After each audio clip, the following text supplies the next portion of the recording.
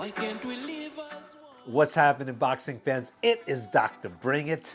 Hey guys, happy first Monday of 2020. How about that? I could not even imagine ever thinking about the year 2020 just a snap of a finger ago. It was the year 2000 and we were all like so scared that the world was going to melt down and we were going to see the apocalypse in the year 2000. And now here we are in 2020 and I'm still getting older. So anyway, I had such a good time putting together the last video, who I thought was the fighter of the decade. Now, my being Filipino, it's very obvious to a lot of people that I would think that Manny Pacquiao deserves it for the second decade in a row. However, I surprised a lot of you guys and I chose someone else. Now, who did I choose? You're gonna have to watch the video. But for this video, I wanted to talk to you guys about who I feel deserves the fighter of the year of 2019. So I'm going to take kind of a similar approach, but refine it a little bit because a lot of the feedback that I received in the comments, which I totally appreciate, really was fighting for Manny Pacquiao to be the fighter of the decade. Now, to put it as eloquently as I could, a lot of the comments out there, I mean, man, your arguments were even stronger than my arguments, who I felt that Terence Crawford was the fighter of the decade. However, the way that you guys were putting it out there and really substantiating and justifying why you believe that Manny Pacquiao, deserves it, you would probably win in a debate, hands down, over my arguments. So I applaud you guys, and please keep it coming. You're really proving to be like true boxing fans, and I love the passion. But anyway, let's talk about some of these fighters who I believe should be considered in the conversation of fighter of the year of 2019. So I did talk about Floyd Mayweather in the last video, and he was on my list only because I didn't believe he should be on the list, but he was on the list of other commentators out there, so I just had to mention him. So I'm just going to mention him here very, very quickly. Floyd Mayweather Jr. in 2019, obviously he retired. Okay, so that's that. Deontay Wilder I talked about. He fought twice in 2019. Twice. He fought the first time earlier in the year against Dominic Breazeale, and then towards the end of the year, Luis Ortiz. Now, guess what? He knocked them both out. Okay, so let's move on. Gennady Golovkin, Triple G. He fought twice also. The first the part of the year, he fought against Steve Rolls. Okay. You guys know Steve Rolls? Okay. And against Derevianchenko. All right. So we all know that the fight against Derevianchenko was not the prettiest fight, and a fight that he wasn't really proud of, although he did get the win. However, even though I might think he might have squeaked out the win, Derevianchenko definitely, I think, should have gotten at least the split decision, but he still won unanimously against Derevianchenko. What do I think about Triple G? Does he deserve Fighter of the Year for those two performances? Yeah. Andre Ward, real quick, he didn't fight in 2019, so he's out of the mix. Anthony Joshua fights twice in 2019, loses all of his belts against Ruiz, only to fight him again for the rematch, and then wins him back. Okay, was it in devastating fashion? No, however, even though he didn't knock out Ruiz, all good. I didn't think he was going to knock him out anyway. However, you know what? I thought that AJ was going to probably lose again because I didn't think he had it in him to be disciplined enough to stick with a game plan, which is to stay on the outside and use the jab. Okay? I didn't think he was going to do that. And plus I thought that Ruiz was going to be able to get on the inside and like do exactly what he did last time. But you know what? I was fully surprised. And because I was fully surprised, I was thoroughly impressed with AJ's performance. Now, a lot of you boxing fans out there who don't like that kind of style, I get it. I understand. And I'm not going to hate on that because everyone wants to see electrifying and spectacular knockouts. However, I'm a chess player, and when it comes down to like really watching what people bring into the ring, that is very hard to do. AJ really brought those types of skills in and showed that new dimension to his game that he doesn't have any shame in his game. He could pretty much like coast the entire time and stay on the outside and just put people to sleep out there. I know a lot of people that's not their favorite type of boxing, but he did it for 12 rounds, people. That's not easy to do. He pretty much schooled Ruiz the entire fight, neutralized them. Okay. Again, I know it's not like the favorite type of boxing out there, especially if you're paying so much money to watch these fights. But he controlled the entire fight and he owned Ruiz pretty much and outclassed him. And who cares if Ruiz came in like friggin' 60 pounds, heavier or whatever it was. Anyway, let's move on. Lomachenko fought twice in 2019 also. First one was against Anthony Krala. Obviously, I don't really know much about this fighter. And Luke Campbell. I know him, and I saw that fight. And what do you guys think? Exciting? These two fights, fighter of the year? Right? Terence Crawford. Okay, he was my pick for fighter of the decade, but he fought against Amir Khan and Egis Kavaliauskas. Say that 3 times with your eyes shut. I was really impressed. Amir Khan, I had a feeling that he was going to knock out Amir Khan, and he did. So what I thought he was going to do, he actually delivered in spectacular fashion. Who cares if Amir Khan has a glass jaw? Whatever. That's what he was supposed to do, and he delivered it in spectacular fashion. I was like, I love that fight because he really showed. Amir Khan is a very fast fighter. He's tall. He's long. He's dynamic. He's got good footwork. I mean, the guy. I look at Amir Khan as a real slick boxer, very fast. But Terence Crawford, if you watch that fight again, you'll notice that Terence Crawford really, his counterpunching is like really impressive. And the fact that he got that KO against Amir Khan in the way that he did, using his counterpunching ability, really shows what kind of fighter that Terence Crawford is. Do you guys think I'm like over analyzing it or not? I don't think so.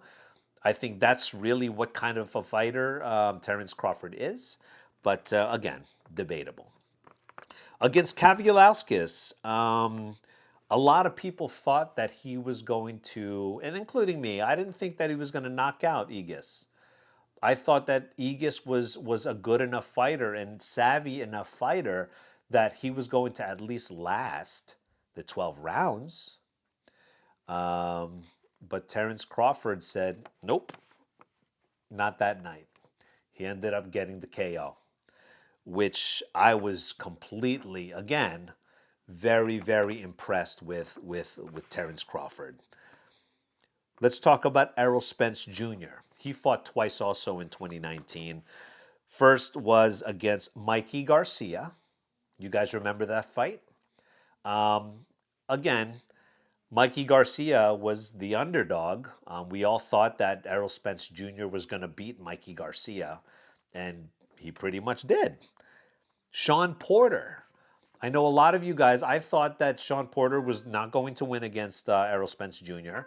However, I thought that Errol Spence Jr. was really going to show his dominance over Porter. Now, again, Porter, he smothers people. He gets on the inside. He rough houses, right? But I really look at Sean Porter as somebody who's skilled in his style, if that makes any sense. He's a master of his own style, which is to go in. I know that people say that he leads with his head and stuff. He's a dirty fighter, whatever.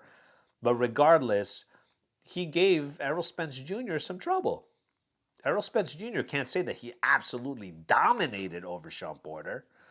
But I was impressed with Errol Spence Jr. in this fight because we don't usually see him in these like dog fights where he needed a fight on the inside, but obviously he proved that he could hang. Not only he can hang, he lasted the entire 12 rounds, and he showed everybody that, hey, if you want to bang on the inside, let's bang on the inside. So that was a pretty good one.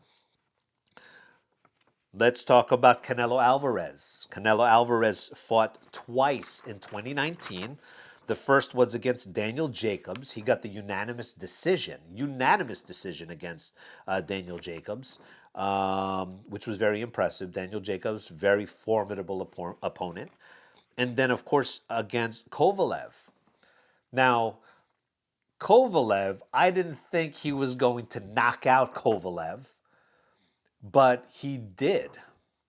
Now, people say Kovalev is old, blah, blah, blah. But again, don't forget, Canelo was coming up in weight, and this is Kovalev's domain. That's where he operated and dominated his weight class, right? Everyone was saying, like, oh, there's no way that Canelo can move up and let alone knock him out. Like, he wasn't supposed to be able to last. But he did. So this was very, very impressive. A very impressive win for Canelo for 2019. And then last but not least, Manny Pacquiao. Let's talk about this one, okay? Against Adrian Broner. He got the unanimous decision against Adrian Broner. And then he got the split decision against Keith Thurman. Okay? It was close. However, you got to think of all the circumstances, right? Manny Pacquiao, 40 years old, fighting up against a Keith Thurman in his prime. Yeah, he was there was some more ring rust, but again, I can't say that that's so much of an excuse because he had the tune-up fight against Josecito Lopez. So you can't really blame it necessarily on ring rust. And if it is ring rust after a tune-up and having several months to train, shame on you, Thurman, for not being at the top of your game. But again, was Manny Pacquiao supposed to be able to, last against Keith Thurman? Was he supposed to be knocked out and caught by Keith Thurman? His ring IQ, right? And, given that Keith Thurman was talking all this trash about like T-Rex arms and being a little bunny, right? I mean, the way that Keith Thurman talked, all the trash that he talked against Manny Pacquiao, right by default, had the absolute most buzz against, as opposed to all of the other fights that happened in 2019. I think Keith Thurman deserves praise for being able to really hype up this match. And let me tell you, Keith Thurman showed up that night too. He came to fight, and he proved that that fight really deserves to be amongst like the fights of the year. Okay, so after all that was said with these fights, you have to really think of it in this way: who was not supposed to win? Who was the one? Who was the fighter out here that really wasn't supposed to win? And out of all of these fights, I would say it boils down to either Canelo Alvarez or Manny Pacquiao. All the other fights, Errol Spence Jr., Terence Crawford, Lomachenko, AJ, Triple G, and Deontay Wilder, we all pretty much knew that they were supposed to win their matches. The only real questionable ones were Canelo Alvarez against Kovalev. Some say against Jacobs too, because he was tall and long too, right? But then definitely Manny Pacquiao. Everyone was like, oh, wait, maybe Broner is too slick. I even heard that he was too black. Too black. It goes to show that people are so black and white when it comes to picking their boxers. They're not even like looking at it because he's African American, and all of a sudden that like, oh, there's no way that Manny Pacquiao can beat a slick black boxer. Come on, guys, it's 2020. Let's leave like race out of it, people. Let's leave that out of it. Because obviously Manny Pacquiao showed that not only can he hang with the slickest and the fastest of boxers, Adrian Broner, by the way, I consider him even has faster hands than Floyd Mayweather Jr. Okay? Does anyone disagree with that? Physical, like speed? I think Adrian Broner is actually faster than Floyd Mayweather Jr. And then Keith Thurman. Keith Thurman, 10 years younger. Manny Pacquiao was really, but in my eyes, I felt like Manny Pacquiao was just a more skilled boxer than Adrian Broner and Keith Thurman. That's why I chose him, and I predicted in both fights that Manny Pacquiao would just edge out the win. Okay? But to a lot of like commentators out there, a lot of boxing analysts out there, trainers, a lot of them were picking the other fighter. They thought that Manny Pacquiao was too old. So, to me, I think fighter of the year really is Manny Pacquiao. Manny Pacquiao by default wins fighter of the year just because of the circumstances that he was at. Being 40 years old, everyone wrote him off as to be somebody who was just like too old already. Yes, Canelo Alvarez knocked out Kovalev in that spectacular fashion, but Canelo's 29. Kovalev is older, right? So just because of the circumstance and the way in which they handled themselves in the ring, I have to give it to Manny Pacquiao for 2019 Fighter of the Year. What do you guys think? I know a lot of you guys are probably think that, oh, look at this Filipino guy. He's, of course, going to go for his countrymen. Hey, look, now I can actually say if you guys look at, watch other commentators out there, you guys would see that non-Filipinos are also choosing Manny Pacquiao, hands down, to be the Fighter of the Year of 2019. So I can now safely say that without feeling like, am I being biased or not? I really try not to be biased when it comes down to this stuff. But for Fighter of the Year, to me, it's kind of like a no-brainer that it is Manny Pacquiao or Canelo Alvarez. Those two. But given the circumstances, again, their age difference and like the whole, like who's the underdog and whatnot, has to be Manny Pacquiao. So let me know what you guys think. If you haven't already, please like, share, subscribe to my channel. Smash the this button right here, if that's really where it is. I don't even know. But anyway, chime in and let me know what you guys think. I am thoroughly enjoying every single comment that I read on my channel. You guys are awesome. Let's have a memorable 2020. Lots of boxing coming up. And hey, guys, seriously, on a side note, if you guys hung out this long to watch this video, stay positive. There's a lot of stuff going on in the world today. Lots of stuff going on internationally. But I want you guys to stay positive in everything that you do. There's no time to be negative and spewing like negativity out there. Guys, we deserve as people, we deserve to feel good every single day, to be happy with ourselves, with the people around us. Cut the negativity away. If there's people out there that are like weighing you down, that like suck your energy, you guys know what I'm talking about here.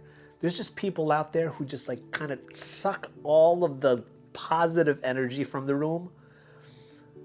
Stay away from those people. You don't have time for that. You should make nothing but like time for people who give you energy, give you positive energy and make you feel happy, allows you to enjoy life every single day. Don't waste it on like the stupid stuff. Politics will always be there. None of that stuff on social media will ever resolve itself. You're not gonna convince other people to convert to your way of thinking. It just doesn't work like that. That's not human behavior. So just keep that in mind. Hang out on my channel. I'm just gonna give you guys nothing but positive vibes and help you guys, you know, get through your 2020 in a positive fashion. How about that?